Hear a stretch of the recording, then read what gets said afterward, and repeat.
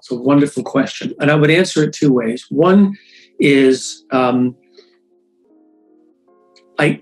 when I'm in the process of developing an idea, take, for example, the greatest idea that was developed that I was involved in and I led at McCann was the Priceless campaign. I'm so glad you brought that up. Yeah.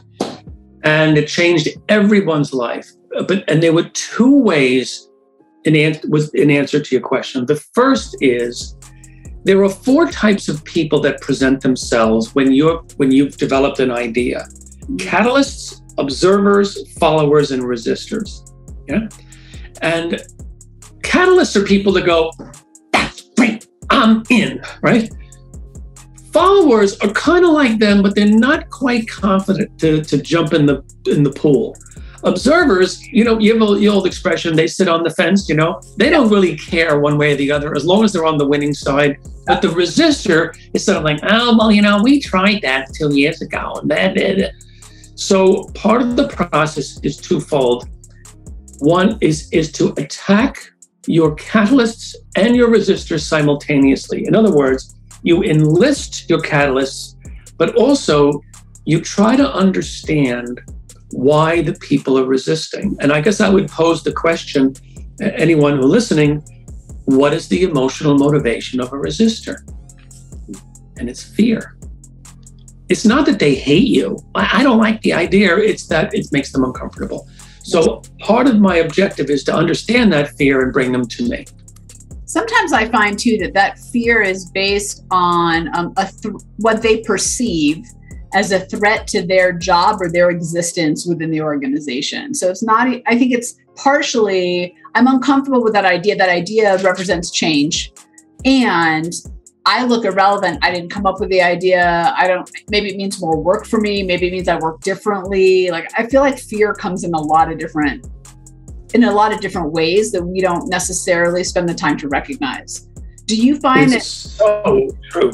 Do you find that spending that time to have that discussion with someone, because people don't always realize why they're afraid too. Like, it's happening deep down sometimes, but do you have the conversation with them? How do you help them over the hurdle? It's a wonderful question. I was involved in 3 corporate turnarounds, the McCann Erickson, Interpublic, and Lowe. And I applied the process of literally taking the organization chart and mapping who my resistors and who my catalysts were, literally, and putting the yellow markers on it. Yeah.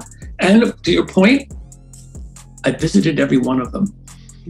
It took me 4 months to visit 120 resistors around the Lowe system, including traveling all the way to places like Bangkok. And I remember, in answer to your question, going to visit this wonderful woman, Van Son, in our office in Bangkok. And she was like the queen of Thailand. I mean, this office was like a palace.